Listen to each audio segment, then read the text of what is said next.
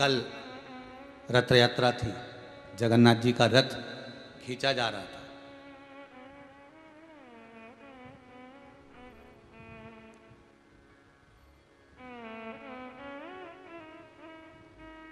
तो कोई बोल रहा था जगन्नाथ भगवान की रथ की रस्सी को भक्त, जगन्नाथ के भगत अपने हाथ में रस्सी को थामे हुए खींच रहे हैं।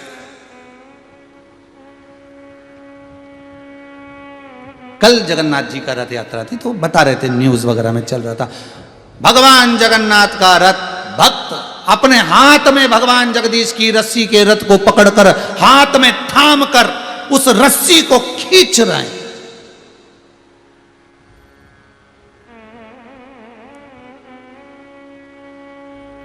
मतलब न्यूज वालों को ये दिखा, सबको ये दिखा कि इन सब ने रस्सी को थाम रखा है और खींच रहे हैं। दिखने वालों को केवल इतना दिख रहा था, पर बोलने वाले को यह नहीं दिखा कि तुमने जगन्नाथ जी की रस्सी को थाम रखा है और तुम्हारे हाथ को जगन्नाथ ने थाम रखा है। ये भी तो दिखना चाहिए, ये भी तो नजर आना चाहिए कि तुम्हें वो दिख रहा है कि तुमने रस्सी थाम रखी है, जगन्नाथ भगवान के खींचने वाली रस्सी को तुमने थाम रखा है, पर तुम्हें वो नहीं दिखा कि जगन्नाथ जी ने भी तो तुमको थाम रखा है, इसलिए तो तुम जगन्नाथ की रस्सी थामे हुए हो। किस समय बल जो जगन्नाथ जी के रथ को आगे बढ़ा दे, किस समय बल जो जगदीश को खींच कर ले जाए, बल केवल जगन्नाथ में ही है। वो तुम्हारे हाथ में जो बल देता है उसी बल पे तो तुम रस्सी पकड़ पाते हो, नहीं तो दुनिया में कई ऐसे पड़े हैं जो हाथ थर थर कांप रहा है, पलंग पर पड़े हैं, गिरे हुए हैं, कहीं जा नहीं सकते, आ नहीं सकते, हाथ से काम नहीं कर सकते, ये हाथ चले तो ये नहीं चले, ये चले तो ये नहीं चले, तो ऐसे भी है। पर जगन्नाथ ने तुम्हारा हाथ अपने हाथ में थाम रखा है, इसलिए तुम फैक्ट्री भी चला रहे हो, दुकान भी चला रहे हो, घर भी चला रहे हो, परिवार को भी चला रहे हो, व्यापार भी कर रहे हो, व्यवसाय भी कर रहे हो, और माला भी जप रहे हो, तो सेवा भी कर रहे हो, तो दान भी कर रहे हो, तो पुण्य भी कर रहे हो। कभी इस भरोसे में मत रहना कि तुमने रथ की रस्सी को पकड़ रखा है, इस भरोसे में रहना कि जगन्नाथ ने तुम्हें पकड़ कर रखा है, इसलिए करवा रहा है, इसलिए सेवा दे रहा है, इसलिए दान करवा रहा है, इसलिए पुण्य करवा रहा है, इसलिए सत्कर्म करवा रहा है, इसीलिए फैक्ट्री, दुकान, व्यापार, व्यवसाय सब वो करवा रहा है। उसने तुमको थामा है, तुमने उसको नहीं। ये हमारी गलत सोच है, यही भ्रांति को हमें निकालना है।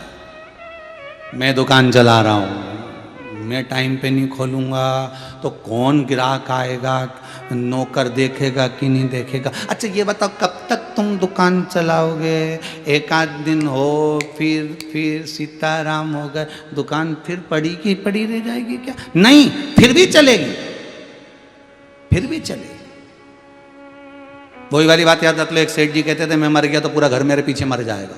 इतना प्रेम करे हमारा घर का लोग साहब, इतना चाहे मेरे को मेरे घर के लोग, एक मिनट नहीं रह पाए मेरे बिना। इतने में गुरुजी को मालूम पड़ गया कि सेठ जी हमेशा ये बात कहते, तो गुरुजी पहुंच गए उसके, और गुरुजी ने कहा सेठ जी कैसे हो? सेठ जी बोले राम राम गुरुजी, दंडवत करता हूँ, साष्टांग करता हूँ, बहुत दिन बाद आए। गुरुजी बोले हम टाइम पे टपकते हैं। गुरु हर कभी नहीं आता, गुरु को तो जब मालूम पड़ जाता है कि ये ज़्यादा अहंकारी हो गया, या इसको ज़्यादा कुछ गड़बड़ है, या इसको दुख है, या इसको तकलीफ है, या इसको कष्ट है। गुरुजी सुख में भी आते हैं तो गुरुजी दुख में भी आते हैं, ऐसा नहीं होता। आप बस दिल से गुरु को याद करना, जिस गुरु को याद करोगे दिल से वो तुम्हारे सम्मुख में होगा।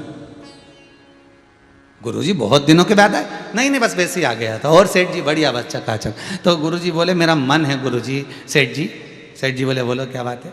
सेठ जी के मुंह से फिर निकल गया, गुरुदेव रोटी खा लो, जिम लो भोजन। गुरुजी तो भोजन जिम लिया। अब जिमते गुरुजी बोले वाह साहब क्या जोरदार भोजन बना है, ये तुम्हारे यहाँ के भोजन के बराबर दुनिया में कहीं भोजन नहीं मिलता। मैं इतनी जगह जाऊं पर भोजन तो तुम्हारे यहीं का मिलता। इतने में सेठ जी के मुंह से निकल गया, हमारी पत्नी इतना जोरदार भोजन बनाए की नहीं बना, बाकी का कोई क्या नहीं बने इतना जोरदार भोजन जो मेरे यहां बने। और गुरुजी प्रेम भी उतना ही करे हमारे से। अच्छा, बहुत जोरदार। और गुरुजी जितना ये प्रेम करे नहीं उतना की उतना पूरा परिवार मुझसे प्रेम करे। अच्छा, और मैं भी उतना ही करूँ। अच्छा, हाँ। और गुरुजी अगर मान लो मैं मर जाऊं ना तो मेरे पीछे ये सब मर जाए। अब सेठ जी ने जो बोला गुरुजी से सहन नहीं हुआ कि मैं मर जाऊं तो मेरे पीछे पूरा परिवार मर जाए। हाँ, मेरी पत्नी रो रो के मर जाए, मेरा बेटा, मेरी बहू, मेरे पोता पोती सब मर जाए मेरे पीछे, इतना मुझे चाहते हैं। ओ इतने में तो सेठ जी के शब्द सुने तो गुरुजी सुबह से उठ गए, चाय वाय पी के बैठे और बैठते से बोले गुरुजी बोले सेठ जी एक काम करो ना, ये पानी पीते पीते चाय पीते पीते थोड़ी देर लुढ़क जाओ। तो सेठ जी बोले ऐसे कैसे लुढ़क जाओ? नहीं बस तुम तो ऐसे खटिया पे से पलंग पे से नीचे लुढ़क जाना और हम कह देंगे डॉक्टर को बुला के कि सेठ जी मर गए। तुम बस पड़े रहना, हमें देखना है कि तुम्हारे मरने पर तुम्हारी पत्नी तुम्हारे परिवार वाले कितने मर रहे हैं, हमें बस इतना सा देखना। सेठ जी बोले गुरुजी कैसे पागलों जैसी बात कर रहे हो? हम काय को मारे झूठ मूठ का? अरे तो झूठ मूठ का मरने में क्या जाता है? अगर संशय मिट जाए तो उसमें क्या दिक्कत है? तुम तो मरो। सेठ जी बोले हम नहीं मरे, जाओ। गुरुजी बोले कैसे नहीं मरे? तुम तो लुढ़को, हमें देखना तुम्हारी पत्नी कितनी रोए कितनी मरे, तुम्हारा बेटा कितना रोए कितना मरे, तुम तो लुढ़को। गुरुजी और अगर मेरी पत्नी और बच्चों को कुछ हो गया तो? गुरुजी बोले मेरी गारंटी, अगर कुछ होगा तो जवाबदारी मेरी है। ठीक है। और सेठ जी चाय पीते पीते ने पलंग से धड़ से नीचे गिर गए। जैसे ही नीचे गिरे और गुरुजी चिल्ला दिए अरे सेठ जी मर गए, अरे सेठ जी चले गए, जल्दी किसी को बुला, वेद को बुलाया, डॉक्टर को बुलाया, डॉक्टर को बुलाया। तो गुरुजी ने उसको 500 का नोट पकड़ाया और 500 का नोट पकड़ा के कहा यहीं बैठे रहना और कह रहे मर गया। तो कह रहे और डॉक्टर साहब ने कह दिया ये तो मर गए। मर गए? हाँ। पत्नी धाड़ धाड़ रोने लगी, बेटा रोए, बहू रोए, पोता रोए, पोती रोए, सब रोए। गुरुजी बस भीतर भीतर मुस्कुराते रहे। सेठ जी जोरदार पड़े, सेठ जी पड़े। पत्नी खूब अल्लाह अल्लाह के रोई, चिल्ला चिल्ला के रोई, खूब दमदारी से रोई, क्योंकि रोने का भी एक कंपटीशन होता है। मरे जब तो रोना ही पड़ता है। रोए खूब दमदारी से। बहुत देर हो गई रोते रोते। गुरुजी ने पूछ लिया सेठानी क्यों रो रही हो? सेठ चले गया, मुझे बताया तक नहीं। गुरुजी बोले अब ये भी कोई बताने वाली बात होती है? मरेगा आदमी तो पहले बताने जाएगा कि मैं 15 मिनट बाद जाने वाला हूं। ये भगवान की बड़ी विचित्र लीला है। 1 सेकंड नहीं देता बताने के लिए, 10 मिनट नहीं देता बोलने के लिए कि जा रही है तैयारी कर ले। हाँ? और जितनी तैयारी तुमने करके रखी है वो 1 मिनट में छुड़वा देता है। 1 मिनट में, 1 सेकंड नहीं रखे साहब, 1 सेकंड। रोज चेक पे साइन करे और एक दिन पढ़ा की पढ़ा चेक बुक रह जाए, यूं ही पड़ी। रोज धन दौलत संपदा कितना जोड़ा, सब पड़ा, कौन झेले? सेठानी रो रही, सेठ जी वो चले गए। गुरुजी बोले मत रो सेठानी, मत रो बेटा, एक काम कर, मेरे पास में ऐसी बूटी रखी है, तू खाएगी, तू मर जाएगी, सेठ जिंदा हो जाएगा, ले निकाल के दू दू। इतने में सेठानी रोती रोती बोली सेठ। गुरुजी बोले खा ले, तू खाएगी, तू मर जाएगी, सेठ जिंदा। रोते रोते बोली इनकी तो उम्र हो गई थी, इनकी उम्र हो।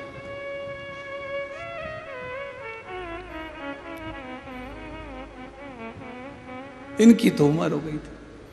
बेटा रो रहा था, तू क्यों रो रहा है? पिताजी ये भी नहीं बता के गए किससे कितना लेना था। बाप को गुस्सा आ गया, बताओ बाप मरा पड़ा और ये लेना कितना। उठने वाला था पिताजी, इतने में गुरुजी ने चिमटा खोल दिया, पड़े चुपचाप, मैं पड़े रहे, उठ मत जा। बेटा तू मत रो, क्यों रो रहा है? ले ये बूटी तू खा ले, तू खाएगा तू मर जाएगा। बेटा रोते रोते बोला पिताजी कह रहे थे बेटा सब तुझे ही संभालना है, अब जान दो, क्या कर सकते हैं, अपने हाथ में, अब उम्र भी थी तो। सेठ जी को लगा पत्नी बताओ के उम्र, और अभी 3 दिन पहले बोल रही थी कि तुम तो जवान दिखते हो, और अभी क्या कह रही उम्र हो गई, बूटी खाने के नाम पे। बेटे की भी उम्र बोल रहा है पिता की उम्र होगी, छोटा सा बच्चा रो रहा था, पोता तू क्यों रो रहा है, दादाजी चले गए, कुरकुरा कौन दिलाएगा, वेफर्स कौन दिलाएगा, टॉफी कौन दिलाएगा। इतने में गुरुजी बोले ले बूटी तू खा ले, तू खाएगा तू मर जाएगा, थारा दादा जिंदा हो जाएगा। पोता रोते रोते बोला गुरुजी तुम्हारे कोई आगे नहीं, तुम्हारे कोई पीछे नहीं, तुम नहीं खा लो। सब मिलके वो गुरुजी को बूटी खिला रहे थे, खुद ना खा रहे।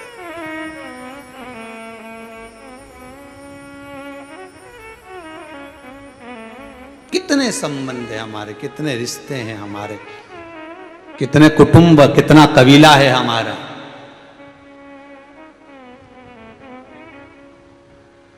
कोई नहीं साथ देने वाला। अंतिम समय में तो केवल वो कैलाश अधिपति नंदी को लेकर तुम्हारे सामने खड़ा होगा, अगर तुमने शिव महापुराण की कथा को श्रवण करा है, यदि तुमने शंकर का अनुमोदन करा है, यदि तुमने शिव का स्मरण करा है, अंतिम समय में वही खड़ा मिलने वाला है जिसका तुमने भजन किया है, जिसका तुमने भजन